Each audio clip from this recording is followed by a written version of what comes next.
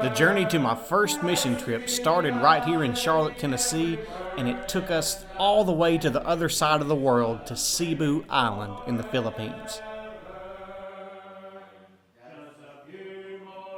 It was only about a 27-hour journey, but it also took another 3 hours to get from Cebu City, where we landed, to the town of Bogo in the northern part of the island.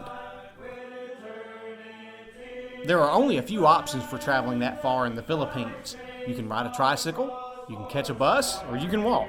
Lucky for us, we rented a vehicle and we had a very confident, albeit slightly aggressive driver, and we eventually ended at our destination at the Bogo Church of Christ.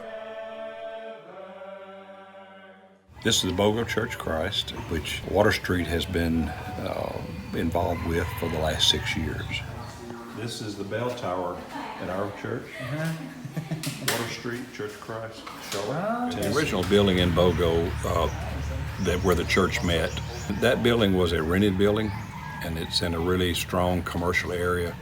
So the owners continually raised the rent and got it out of reach of the congregation. And that's why we had to relocate, the church had to relocate to a Colombato area where we are now. Ryan, what is this? What are we looking at? The old building that we used to rent for the like the service worship. Sometimes 3 years ago. This was it?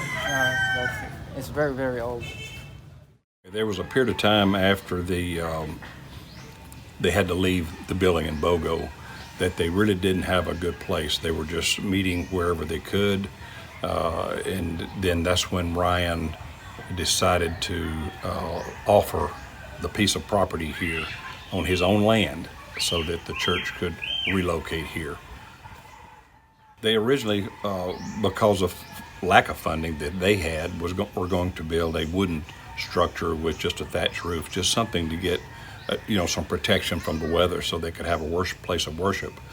And about that time we got involved, and when they gave us some estimates of what it would take to build this building as it is now, it was very reasonable. So Water Street decided that let's step in and help them get this building built. It's got masonry walls, it's got a metal roof, it's got permanent steel trusses, and it's got good commercial windows and doors. It is a permanent building that will be here for many, many years. This front door is kind of a temporary, and it's getting a lot of weather on it, so they need to put the canopy over the front door. There's the columns for it in place already, so they can build that canopy pretty easily now. And that's the main thing. It would be nice to have a tile floor, but that's not totally necessary. The end result of everything that's being done here is to provide a good place in a good area where the church can grow. There are many people that live in this surrounding area, in the Colombato area. It's a really excellent place for the church to be. And there's room to grow. The building is big enough, or they could probably have a congregation of 150 here. So they've got room to grow, and it's just a really nice area for what's needed here.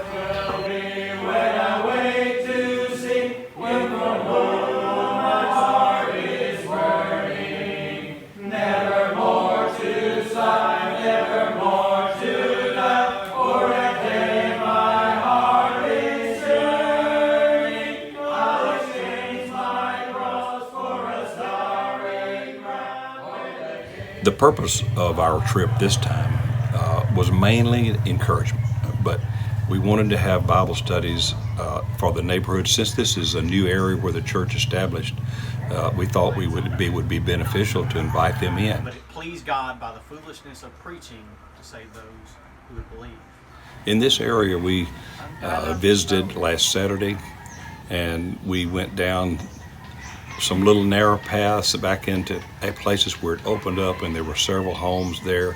It was really neat, and they all seemed to appreciate us coming in there to visit them. We handed out flyers, and recently, in the last few days, we've gone in those areas of the members which live way back in the countryside, sometimes some of them I call the jungle.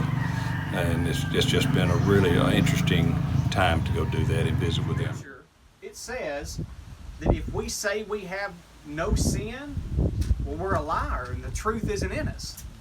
Kining mga tao nga nasa tong palibot. I think there's definitely a need for those Bible studies in the community because they invite their neighbors who may not have heard the word before.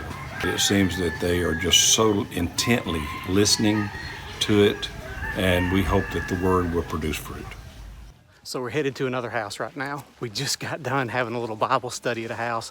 Everywhere we go, they try to feed us. They're extremely hospitable, good folks. We're heading out to go have another Bible study all day long, just like this. 1 Corinthians chapter 1, verse 18 to 20. Kay ang pulong sa cross alang kanila. This is Anna Lynn. She was instrumental in coordinating all the details of our trip.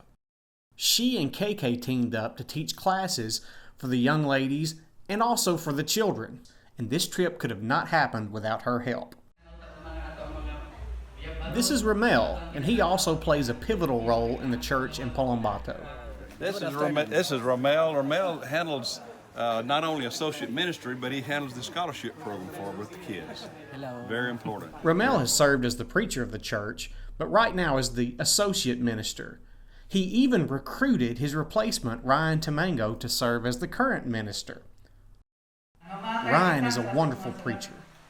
He has a very humble spirit and a good way of speaking.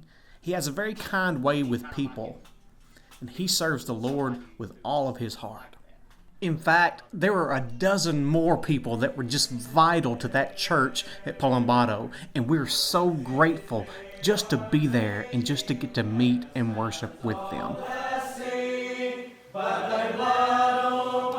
So we just finished up our first Sunday, and that was a neat worship service. I got to preach about the value of the soul. Unique.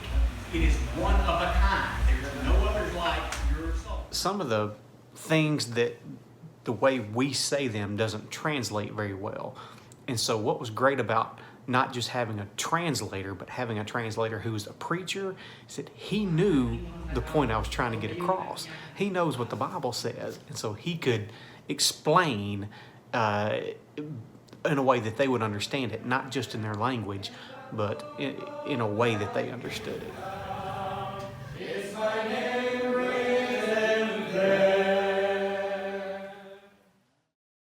When I came here the first time, I discovered that the kids cannot even go to high school unless they pay tuition. Every private or public school requires tuition. And of course, many of these folks don't have the means for that. And so even in the church, from all the members there, they had kids that were dropping out because they couldn't afford to go to high school. And in this country, if you don't get a high school education, you cannot get a decent job at all. So that was what spurred us to make the decision to establish a scholarship program at Water Street. The scholarship program has been going on for 6 years now, since I first came here.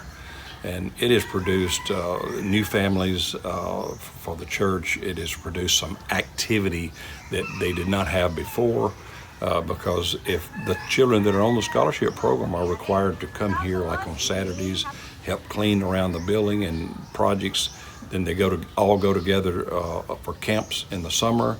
They have many activities during the year, and it's really made those young people gel. You know, we've gotten to know these sweet young people. We've been in their homes in this last week, and it's just amazing what they tell you the benefit of this program has produced. This is where Sylvia lives, one of the young people that goes to the church. Had it not because of the help that comes through you, it would be very, very hard for them. Especially that she's alone. She got no husband.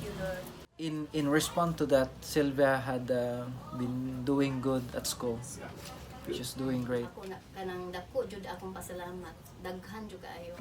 We would like you to know that whatever help that you have given us is not being wasted.